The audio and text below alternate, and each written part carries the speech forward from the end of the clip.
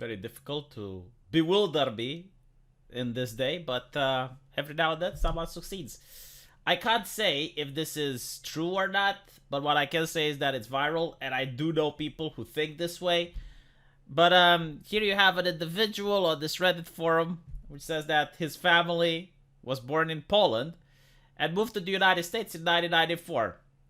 They lived under Stalin, and no doubt about it, they were poor.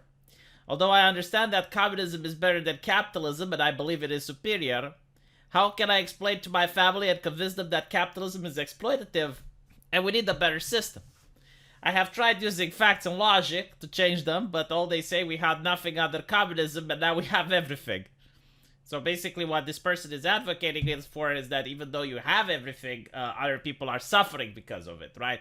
So how he can lecture to his parents? And the answer is you can't. The real question is like, how can the parents lecture you?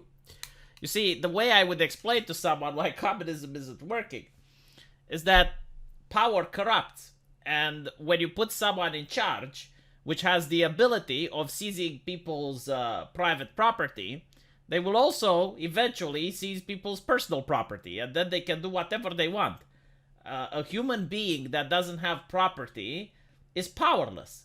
This is why the aristocrats and the nobility had power over the peasantry. The peasantry were the overwhelming majority, but they were being oppressed by the insignificant minority that were the highborns. And this is because the highborns had wealth. So when you have everything, it's very easy to oppress someone that has nothing. And this is what happens in socialism, because the idea is to seize the wealth from the people that have and then redistribute it to the people that don't. But the problem happens after seizing. The people who did the seizing don't want to do the redistribution. And you have, throughout humankind, I guess, like throughout the history of humanity, you have systems where you may have had a king or a theocracy or something where a person had a lot of power. But at least in those systems, you also had religion. And the chances were that the person in charge had a fear for his immortal soul. So they would be like, well, you know, I can't do this, but I'm not going to because I don't want to end up in hell. So they would have to at least pretend to follow the biblical teachings. And the biblical teachings, you know, while sometimes they were more malleable, they at least had like some firm guidelines. Like there were certain things that you were not allowed to do.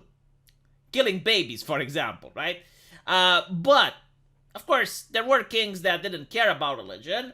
It wasn't perfect. It was still a safeguard to a certain degree.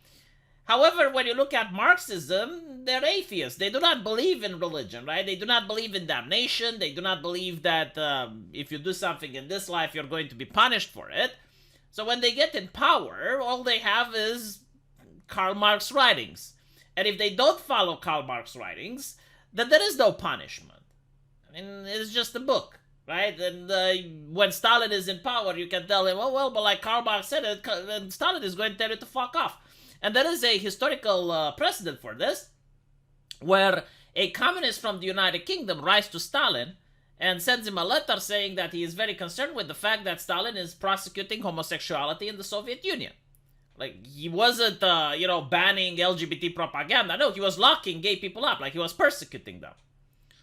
And Stalin just writes a moron and an idiot.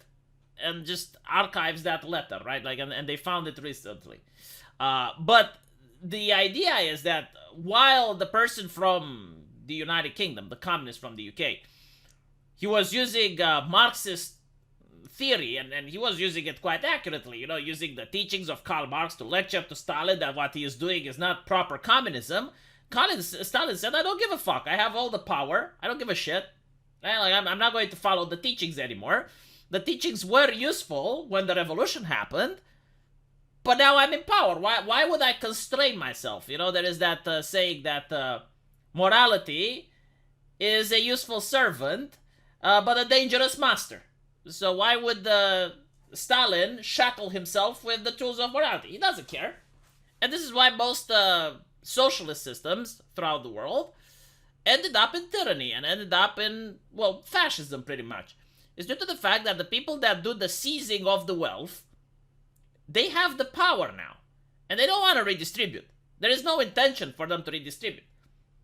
And what are you going to do about it? Your wealth has been seized. How are you going to fight them? You can't even eat, right? So there is that other saying with Stalin picking up a chicken and plucking it alive. And the people at the table look horrified, but no one dares to intervene because it's Stalin. So now he's got blood all over his hands. He's doing this macabre display of plucking the chicken. And then he lets it go. And shows to people that with a little bit of grain, he gets the chicken to follow him around the room. And he says that this is exactly how the people act. You can hurt them as much as you want, but at the end of the day, if you're the hand feeding them, they will do whatever you want. So this is why it's so easy to control someone that you've seized the wealth from. And I don't know, like, if this is not convincing enough as an argument of why socialism is wrong. Like, even ChatGPT will tell you that it's perfect in theory, but it doesn't work in practice. And the sad thing is that when it doesn't work, then they will say, well, that's not real communism. That's not, they didn't do it properly. We can try it again, and this time it will work. It's kind of like saying, when you're looking back in history, and you know that certain cultures did human sacrifices, and you would say, yeah, but like they didn't do it properly, because a human sacrifice means that the gods would respond. Because the gods didn't respond, then we can do it again, but this time we can do it differently. This time we can really impress the gods. We can do it in a way that it would get Zeus to respond. And we're going to have bountiful harvest, and no one is going to have to work because the gods are going to do everything. Right? It's kind of like that. I generally like do not see a system where socialism can work. Like, I'm sorry, it's because of the fact that power corrupts. As I mentioned, you just, there is no way you can have someone that seizes the wealth and then redistributes it.